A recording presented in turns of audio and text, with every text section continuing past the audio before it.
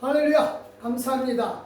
오늘은 단단한 음식을 먹는 장수한 자로서 마침내 기업을 받자 하는 말씀 제목입니다. 오늘 말씀은요, 히브리서 6장 2절로 2절 말씀입니다. 같이 한번 읽겠습니다. 그러므로 우리가 그리스도의 도의 초벌을 바르고 죽은 행실을 회개함과 하나님께 대한 신앙과 세례들과 안수와 죽은 자들의 부활과 영원한 심판에 관한 교훈의 터를 다시 닦지 말고 완전한 대로 나아갈지니라 말씀입니다. 한 주간 잘 계신 줄 믿습니다. 우리가 지난 주일에는 태풍 가운데서 지냈고요. 또 이번 주에도 이제 태풍이 온다고 합니다. 이런 태풍 속에서 우리의 신앙이 좀 자라기를 원해서 장성한 데까지 자라는 9월로 이번 달 표를 정했습니다. 장성한 데까지 자란다. 이 말은 이제 어른이 된다는 얘기죠. 그렇죠? 우리 신앙도 예수를 믿으면서 처음에는 어린아이와 같은 신앙으로 시작을 하게 되죠. 그렇죠? 그래서 하나님께서는 어린아이 신앙일 때는 필요한 것을 다 그냥 주십니다. 어떤 때는요, 기적으로. 그리고 어떤 때는 기도한 것 이상으로 하나님께서 베풀어 주시죠. 그러나 시간이 지나면서 그 기적은 점차 줄어들게 됩니다. 이유는요, 이제까지는 기적을 의지하는 그 어린아이 신앙보다는 하나님의 말씀과 기도 그리고 예배를 통해서 믿음이 더욱더 자라기를 하나님께서는 원하시기 때문이죠. 그렇죠? 예, 우리가 사람의 경우도 마찬가지입니다. 그 어린아이가 자랄 때 귀엽다고 그 아이에게 다 주지만 그 아이가 귀엽다고 해서 그 귀여운 상태에서 머물르길 원하는 부모님들은 아무도 없죠. 그렇죠? 마찬가지입니다. 우리 아버지 하나님께서도 마찬가지로 우리가 어린아이의 신앙에서 벗어나 장성한 믿음에 이르기까지 가기를 원하십니다. 그래서요, 이 예수를 믿은 지 오래된 우리는 젖 먹는 위치가 아니라 그 단단한 음식을 먹는 자리까지 장성해 가기를 원하시죠. 그래서요, 오늘 이 장성한 데까지 가기를 원한다 라고 하는 내용에서 이 장성한 데까지 가기를 원하는 그 내용에서 말하고 싶은 내용이 사실은요, 이 멜기세덱 반차, 멜기세덱의 계열에 따른 예수님의 대제사장 되심을 설명하시다가 이 답답해진다. 이 사람들이 다 이해를 하지 못할 것 같으니까 정말 답답해요. 이 율법에는 아론의 계보를 이은 사람이 대제사장이 되죠. 그런데 다윗이 늙고 병든 상황에서 이제 예전에 이미 솔로몬의 후계자를 결정했어요. 즉 세자로 책봉해 놓으셨습니다. 그런데 이 장자가 세자가 되어야 되어 있지만 이 장자는 그 동생 압살롬에 의해서 죽게 됩니다. 그리고 압살롬은 또 나중에 아버지한테 반역을 하죠. 그래서 쿠데타를 일으켜서 또 죽어요. 그 다음에 이제 아도니아, 셋째 아들 아도니아가 왕이 되기를 된다라고 사람들은 생각을 했어요. 그래서 아도니아가 이제 자기가 왕이 되려고 스스로 대관식을 하죠. 그때 요압이라든가 대제사장 이런 계통이 쭉 그를 따라갑니다. 하지만 나단 선지자의 도움으로 말미암아 솔로몬이 왕위에 오르게 됩니다. 그리고 솔로몬은 그 아도니아를 따랐던 장군이나 제사장들 이 계통을 다 쫓아내버립니다. 그리고 이제 사독 계열이 대제사장이 됩니다. 그 후로 이 바벨론 포로기에는 제사드릴 성전이 없게 됩니다. 그러자 그 레위 지파 사람들이 이 제사장을 하죠. 네, 그런데 이제 헤로드 왕 때에 이르러서 즉 예수님이 나시기 전에 헤로드 왕 때 이르러서는 이 대제사장이 종신직이었는데 그걸 바꿔버려요.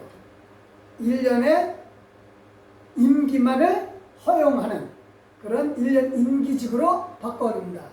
그러니까 이 대제사장들이 아론의 계통에 따랐던 대제사장들은 이미 없어져 버렸어요.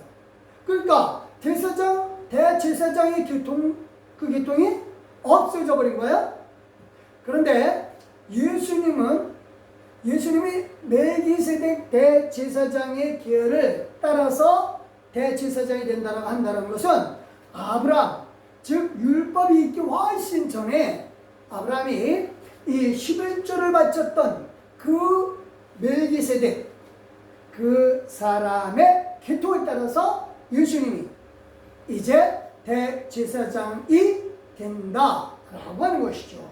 그러니까 이게 사실은 그때 당시 사람들은 대제사장은 당연히 율법을 따라서 나아가야 되는데 했는데 이미 이 율법을 따른 대제사장들은 다 무너졌어요. 사람들은 그걸 다 이해를 못하는 거죠.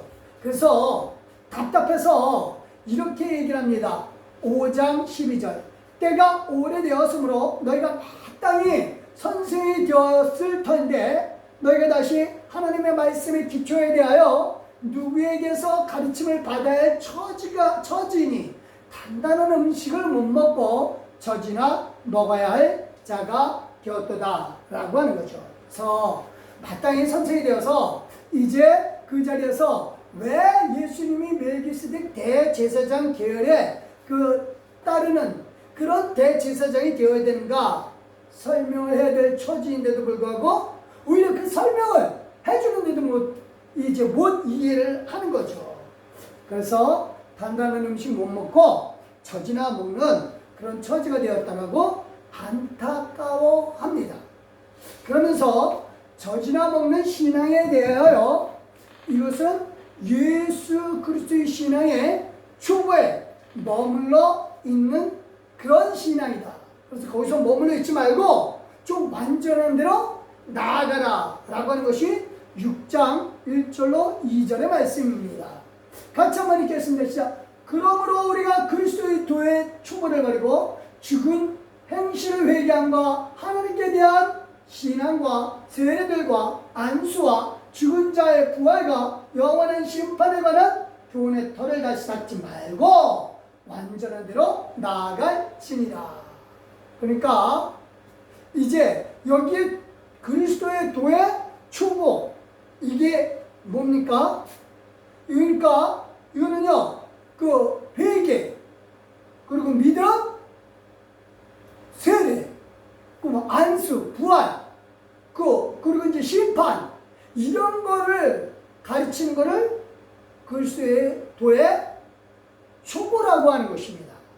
많은 사람들은 불신지옥 예수 천당 이게 전부 다라고 생각하는데 그거는 그리스도 도의 초보일 뿐이라 라고 하는 것이죠. 이 잘하지 못하는 신앙이에요. 거기서 더 나아가야 한다라고 하는 것을 지금 이 히브리서 기자는 우리에게 요구하고 있습니다. 그러면 이 단단한 음식을 먹을 수 있는 장수한 신앙 여기까지 가는 방법이 무엇이냐? 그게 말씀과 연단을 통해서 가능해진다라고 하는 것이죠. 그러니까 우리 5장에서 이 어린아이 신앙이라고 히브리서 기자가 안타까워했을 때 그 어린아이 신앙에 머물러 있게 된 이유는 그건 뭐냐면요 이거랍니다. 5장 13절 읽습니다. 시작. 이는 젖을 먹는 자마다 어린아이니 의의 말씀을 경험하지 못한 자요. 그러니까 말씀에 대한 경험이 없으니까 어린아이의 신앙에 머무르게 된다 이거죠. 설교 시간에 제대로 듣지 않을 뿐더러 설교를 들어도 설교 듣는 그 시간 그때뿐이고 교회 문 밖에 딱 나가자마자 설교 제목도 기억하지 못하는 그런 사람들이 허다하죠. 그렇죠? 이게 말씀을 통한 그 신앙의 체험 이게 있어야 되는데 이게 없으면 아무리 예배를 많이 참석했어도 말씀을 통한 신앙 체험이 없으니까 그냥 예배가 의식이에요. 의식 형식입니다. 그래서 하나님과 교제하는 것이 아니라 그냥 의식의 한 부분으로서 오늘도 뭐 교회 가서 예배했고 목사님 오늘 설교하십시오. 나는 듣겠습니다. 됐죠? 이거라고 하는 것이죠. 그러면 히브리서 기자 앞에 섰을 때는 꾸준함을 듣게 됩니다. 말씀을 통한 체험, 이 경험이 있는 사람은요 아무리 어려움이 와도 예배를 목숨과 같이 여기죠. 그 이유는 말씀을 통한 신앙을 경험하고자 하는데 이 경험 속에서 예배의 중요성을 깨닫게 됩니다. 그러나 이것을 깨닫지 못하면 그냥 설교가 그냥 뭐 목사님 좋은 말씀 하셨구나 라고 하는 정도로만 생각이 여겨지게 되죠. 그러면 답답해집니다. 그래서 우리가 이 말씀을 통한 신앙이 그 체험이 정말 중요합니다. 말씀을 붙잡고 살면서 말씀이 자꾸만 생각 가운데서 생각이 나야 되죠. 문제를 만났을 때 말씀의 구절이 성경의 한 구절이라도 생각이 나서 그 말씀 붙잡고 내가 살았는데 내가 넉넉히 이겨노라. 이렇게 되면 말씀 붙잡는 게 달라지죠. 그렇죠? 그럴 때 신앙이 자란다라고 하는 것입니다. 또 하나는 신앙이 자라는 게 그 연단을 통해서 신앙이 자란다라고 합니다. 그 다음 구절이 나와요. 14절 같이 한번 읽겠습니다. 시작. 단단한 음식은 장수한 자의 것이니 그들은 지각을 사용함으로 연단을 받아 선악을 분간하는 자들이니라. 그래서 이 말씀을 통해서 신앙 체험을 한 사람이 또 하나는 이제 그 연단, 삶 속에서 어려움을 겪으면 겪을수록 이게 어떤 게 옳고 어떤 게 그른지를 잘 판단하게 된다 이겁니다. 그런 사람이 어떤 신앙이다? 장성한 신앙이 된다 이겁니다. 그래서 단단한 음식, 이 단단한 음식이라고 하는 것이 바로 어려움 같은 연단이죠. 그래서 아무리 어려움이 와도 지금처럼 강한 태풍이 와도 그래도 끝까지 믿음 부여잡고 살면서 핍박이 오고 어려움이 오고 힘든 것이 오고 정말 고난이 올 때 더욱더 믿음이 자란다 이겁니다. 그래서 지금 내 신앙이 어린아이의 믿음인지 아니면 장성한 믿음인지 아는 방법은 딱 하나예요. 어려움이 왔을 때 믿음을 저버리느냐 아니냐 이걸로 구별이 될 수가 있죠. 어린아이의 신앙이 있을 때는 하나님께서 베풀어 주신 은혜로 말미암은 축복을 경험합니다. 그래서 하나님이 좋은 것을 하나님 나라가 좋은 것을 알아요. 그래서 이런 경험을 하죠. 6장 4절 5절 시작. 한 번 빛을 받고 하늘의 은사를 맛보고 성령에 참여한 바 되고 하나님의 선한 말씀과 내세의 능력을 맛보고 체험을 하는 거죠. 신앙적인 체험을 했다라고 하는 것입니다. 그런데 이 어려움과 고난이 오고 핍박으로 인한 연단이 왔을 때는 어떻게 됩니까? 어린아이의 신앙은 믿음에서 떠나게 되죠. 그런 자를 뭐라 불러요? 6절에 나와요. 시작. 타락한 자들은 다시 새롭게 하여 회개할 수 없나니 이런 그들의 하나님의 이름을 단 하나님의 아들을 다시 십자가에 못 박아 드러내놓고 욕되게 합니다. 그래서 타락한 자라고 부릅니다. 그런 사람들은 예수님은 어떻게 한다? 또다시 십자가에 못 박는 일이라고 하는 거죠. 그래서 우리가 이 어려움이 왔을 때 그때 더욱더 하나님을 붙잡는다. 그렇게 붙잡을 수 있는 사람, 그 사람은 신앙이 자라는 사람입니다. 그 노래도 있죠? 아픈 만큼 성숙해진다고. 그렇죠? 지금의 어려움의 시기, 고난의 시기, 연단의 시기에 내가 뭐하고 있다? 내 믿음이 자라고 있다. 그 자라고 있음에 깨닫고 이겨내야 합니다. 다시 확인합니다. 단단한 음식을 먹고 자라는 방법은 말씀을 통한 체험, 연단을 통한 그 성숙의 과정, 이것을 견딜 수 있게 됩니다. 우리가 그러면 이제 말씀과 연단을 통해서 단단한 음식을 먹고 완전한 대로 가려면 어떻게 해야 될까요? 그 어려움이 왔다고 했을 때 그냥 아이고 힘들구나, 그냥 묵묵히 참는다, 그걸 얘기하는 게 아닙니다. 고난 가운데서 완전한 믿음대로 완전한 대로 가려면은 상급을 바라볼 수 있는 소망이 있어야 돼요. 소망이 있어야 어려움을 이겨낼 수 있습니다. 그래서 말씀을 잘 듣고 연단으로 잔뼈가 붉어졌다 해도 소망이 없으면 어느 정도 견디기는 하지만 그렇지만 오래 가지는 못해요.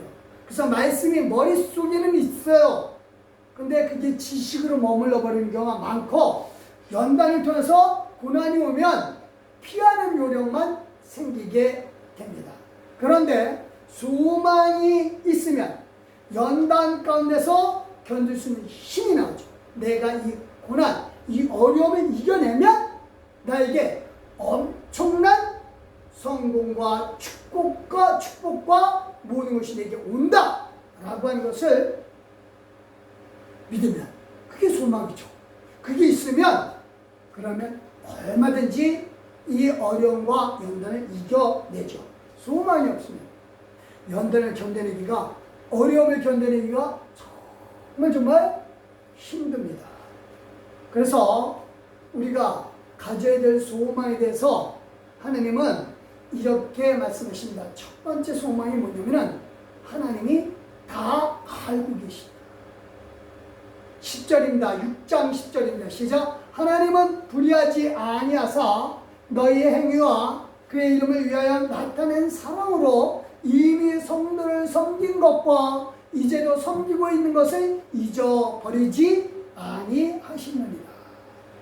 하나님이 우리가 한 것 다 알고 계시고, 우리가 하나님 섬기고 믿음에서 떠나지 않은 것 다 알고 계신다.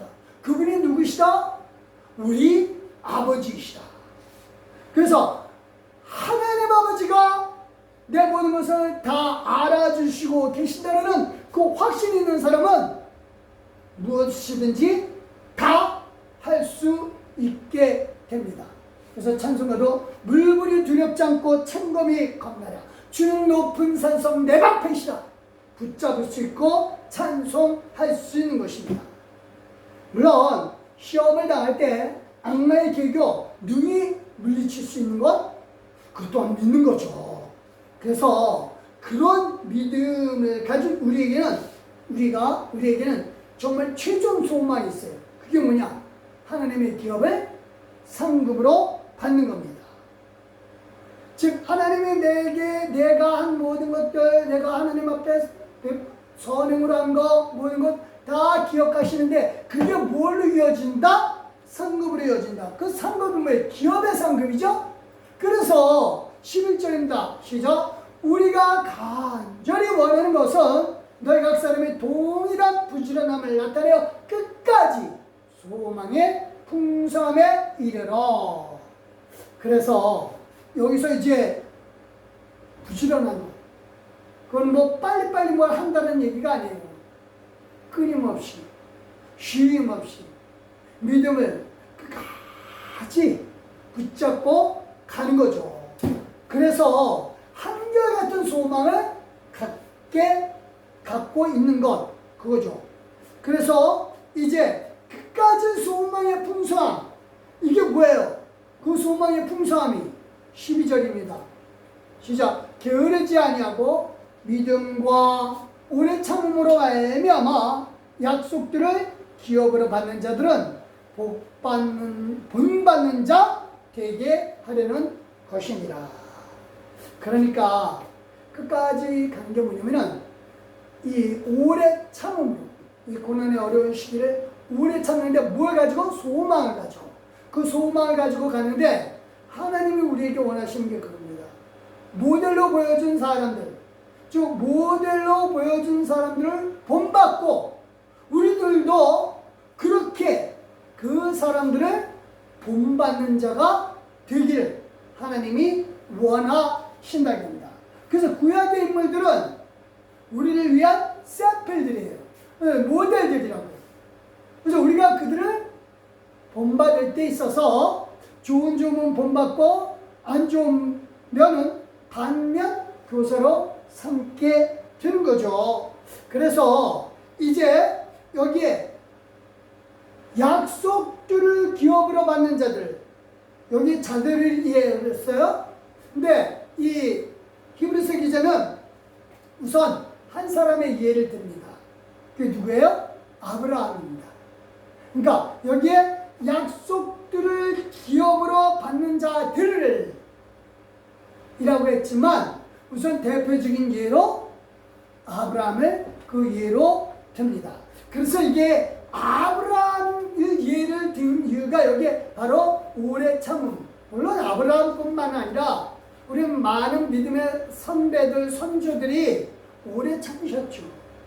그런데 이분들이 오래 참는데 그 중에서 대표적인 인물이 누구다? 아브라함이다. 그래서 아브라함이 참고 아브라함이 했었던 그 행동들, 그게 뭐예요? 아브라함은 오래 참음으로 약속들을 기업으로 받는 그런 모델이죠. 그래서 아브라함이 어떻게 했는데요? 아브라함은요, 하나님께서 아브라함에게 이런 약속을 하십니다. 14절 시작. 이르시되 내가 반드시 너에게 복주고 복주며 너를 번성하게 하고 번성하게 하리라 하셨더니. 그러니까 아브라함은 하나님께서 복주신다는 약속을 믿었어요. 근데 그 약속이 언제 실현될지는 몰랐어요. 그래서 정말 힘들었어요. 그래서 이분은 이제 처음에 갈대아 우르 그 고향 땅 떠나면서 그 약속을 붙잡았고, 그 다음에 어려움이 와서 가나안 땅에 있을 때 정말 가뭄이 오니까 애굽으로 갔어요. 그러다 또 다시 돌아옵니다. 그래서 조카 룻을 이제 다시 구해줬을 때 그 조카 룻이 계속 소돔과 고모라 거기 족대가 남아있으니까 이 아브라함은 실망을 했어요. 그래서 자기 후에는 그냥 엘리에셀이나 되어야 되겠다라고 생각했을 때 하나님이 그를 밖으로 불러내셔서 자 봐라, 하늘에 별과 같이 수많은 너의 후손들을 내게 주겠다. 그리고 이 땅도 너에게 주겠다 라고 하니까 아브라함이 그 약속을 믿었어요. 근데 그 후로도 여전히 그 약속들은 그의 눈앞에 실현되지가 많았었습니다. 그래서 여러 가지 방법을 쓰죠. 그래서 낳은 아들, 바로 하갈을 통해서 이스마엘을 낳게 되고, 그렇지만 그것도 하나님이 아니라고 하니까 정말 힘들어졌었습니다. 그래서 결국 마침내 갈대아 우르를 떠나서 25년 만에, 떠난 지 25년 만에 그 약속을 이루게 되고 그 아들을 낳게 된 것이 바로 이삭이죠. 그렇죠? 잘 아시지 않습니까? 그러니까 아브라함은 반드시 너에게 복주고 복주며 라고 하는 이 약속을 정말로 믿고 붙잡았는데 그 과정 속에서 정말 어려움이 많았어요. 그런데 이제 아브라함인 하나님, 이 히브리서 기자가 그 아브라함에 대한 결론이 이겁니다. 15절. 그가 이같이 오래 참아 약속을 받았느니라.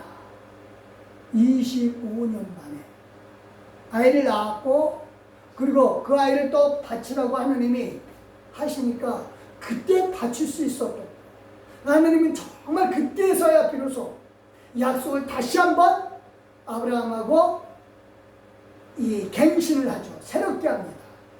그래서 완벽하게 약속을 이루어 주시죠.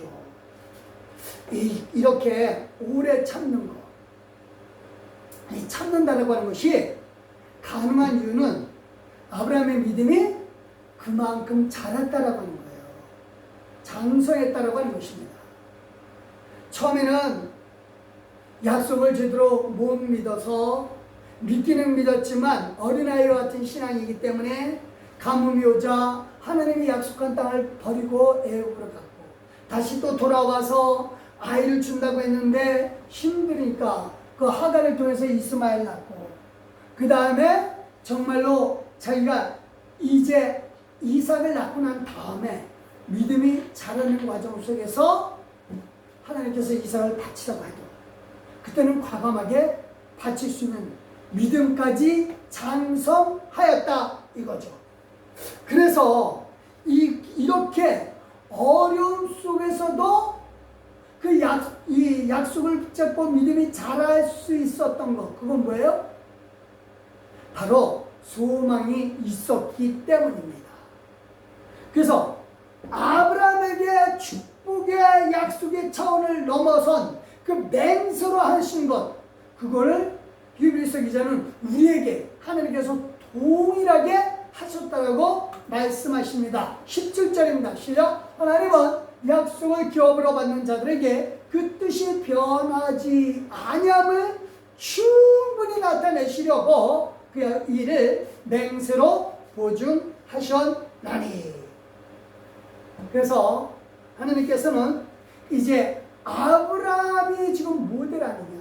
히브리서 기자가 얘기하는 게 뭐예요? 아브라함이 오래 참으면 모델, 소망을 갖고 말씀을 체험하고 연단을 통해서 장수한 데까지 가는 믿음, 그 믿음을 가진 사람, 그 사람이 대표적인 인물이 아브라함이다.